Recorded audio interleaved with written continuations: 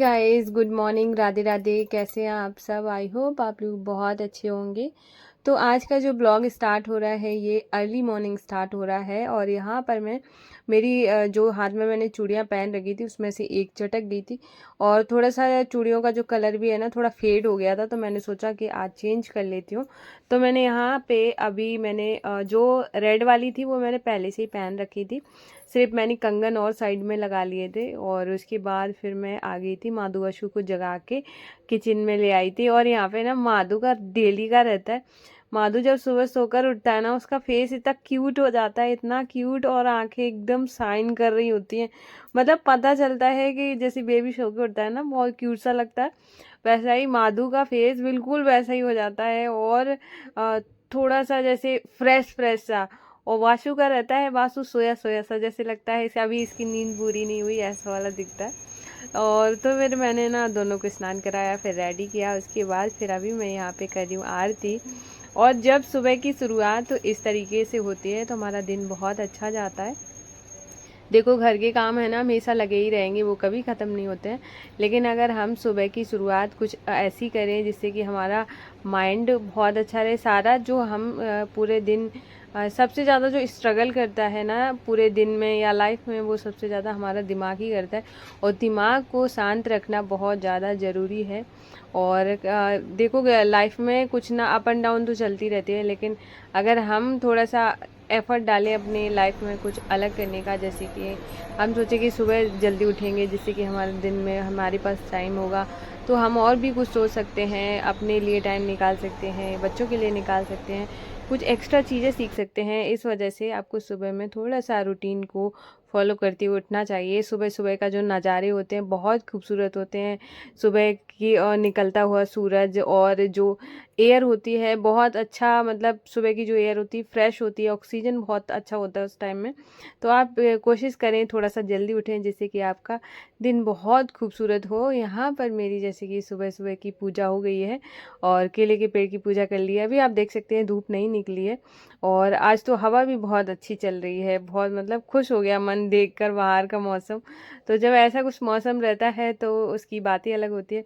और यहाँ पर फिर मैंने बनाया मैंगो शेक, और क्योंकि आज मैंने चाय नहीं बनाई, मैंने डायरेक्ट मैंगो शेक ही बना लिया था।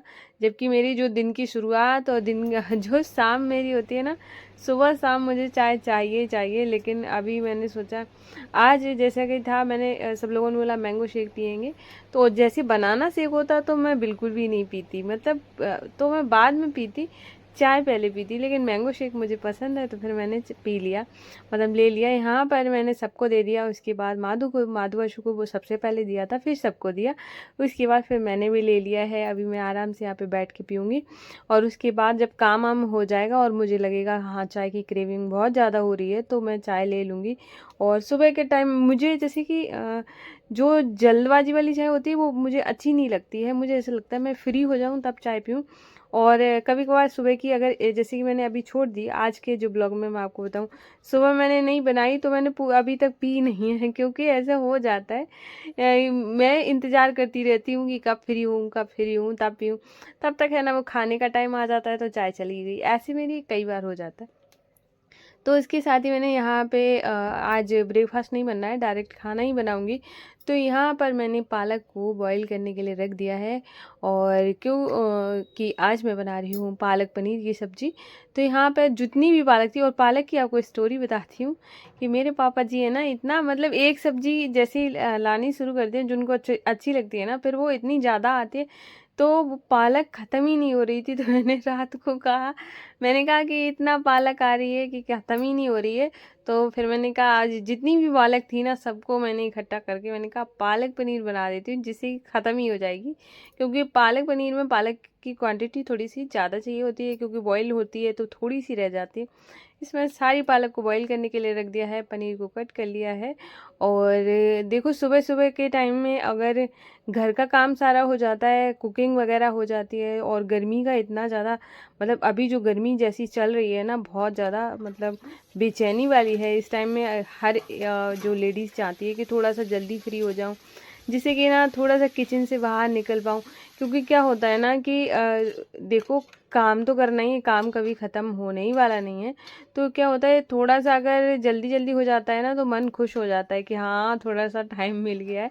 तो बस वही थोड़ी सी कोशिश जारी रखनी चाहिए। तो यहाँ पर मैंने जो मैंने सोचा ना पालक पनीर की अच्छे से रेसिपी शेयर करूँगी, लेकिन बार बार लाइट जा रही थी जिसकी वजह से ना थोड़े से अच्छे से मैं दिखा नहीं पाई हूँ।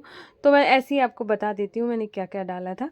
तो सबसे पहले मैंने जो प्याज, लहसुन, अदरक और हरी मिर्च, टमाटर, इस सबको है ना मैं थोड़े से ऑयल में फ्राई कर लेती हूँ और उसके बाद है ना उसकी प्यूरी बना लेती हूँ।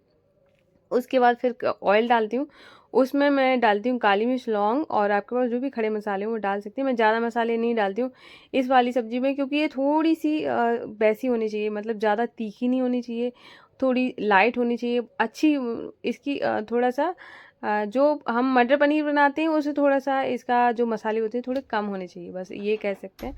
वो डाल देने के बाद है ना फिर मैं डालती हूँ मसाले की प्यूरी, फिर उसके बाद जो पालक वाली प्यूरी डाल देती हूँ, फिर उसको अच्छे से चलाती हूँ, मतलब अच्छे से पानी बॉईल वगैरह आ जाता है।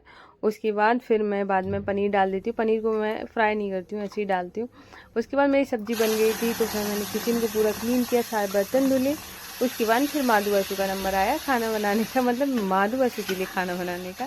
तो यहाँ पर मैं आज बना रही हूँ, मतलब पालक और थोड़ा सा पनीर को मैंने बचा लिया था, अलग कर लिया था, तो उससे ही मैंने थोड़ी सी उनके लिए सब्ज़ी बनाई है, और चावल यहाँ पर बन गए हैं। तो अभी मैं रोटी बना लूँगी। तो क्या होता है ना कि मैं जो भी चीज़ें बनाती हूँ और साथ में माधु बसु का भी खाना रहता है। और जैसे बहुत लोग इस तरीके की बातें कर देते हैं कि भाई हमसे नहीं होता है कि दोनों टाइम खाना बनाया जाए, या हमारे पास इतना टाइम ही नहीं है। तो ऐसे अगर ऐसा हम सोच लेते हैं ना कि हमारे पास टाइम ही नहीं है, टाइम हमारे पास बहुत है। अगर देखा जाए, अगर हम फ़ोन लेकर बैठ जाते हैं तो घंटों के हिसाब से हमारे स्क्रॉलिंग चल रही होती है, तो भाई थोड़ा सा टाइम क्यों नहीं हो सकता, हम अपने भगवान जी के लिए थोड़ा सा टाइम नहीं निकाल सकते, जिनकी वजह से हमारा मन शांत होता है, जिनकी वजह से हमें एक जो डायरेक्शन सही मिलती है। तो जहाँ से हमें बहुत कुछ मिल रहा है वहाँ हम थोड़ा तो दे ही सकते हैं, कुछ ज़्यादा नहीं दे सकते हैं, तो हम अपना टाइम तो थोड़ा दे ही सकते हैं। तो बस वही अच्छा लगता है, और हर किसी को करना चाहिए, किसी भी धर्म के आप हो सकते हैं, अपने भगवान की तरफ आस्था रखना बहुत ज़्यादा ज़रूरी हो जाता है।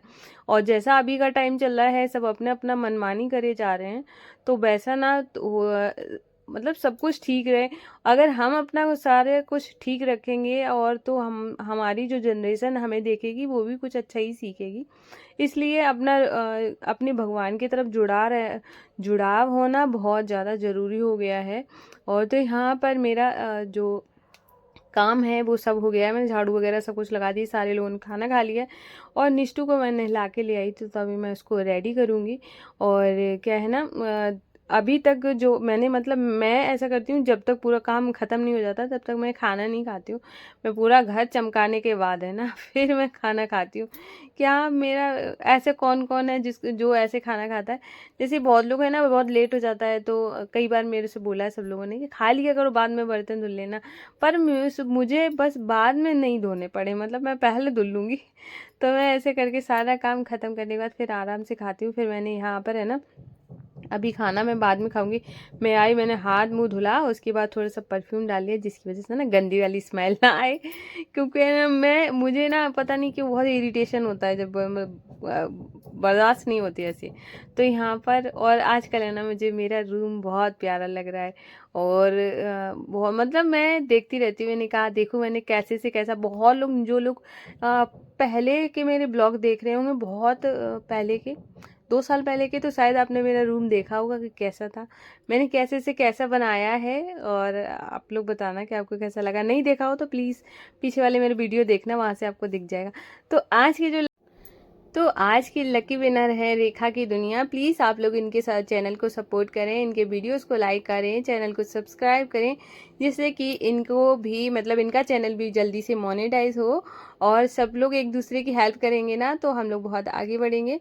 और इनका जो लिंक है चैनल का मैं अपने डिस्क्रिप्शन में डाल रही हूँ, तो वहाँ से आप जाके इनको फॉलो कर सकते हैं। और आपको मेरा ब्लॉग कैसा लगा प्लीज़ कमेंट करना। अगर न्यू हो तो मेरे चैनल को सब्सक्राइब करिएगा, और अगर कर रखा है तो बहुत अच्छी बात है। मैं कल मिलूंगी आपको न्यू ब्लॉग में, तब तक के लिए राधे राधे, जय श्री कृष्णा।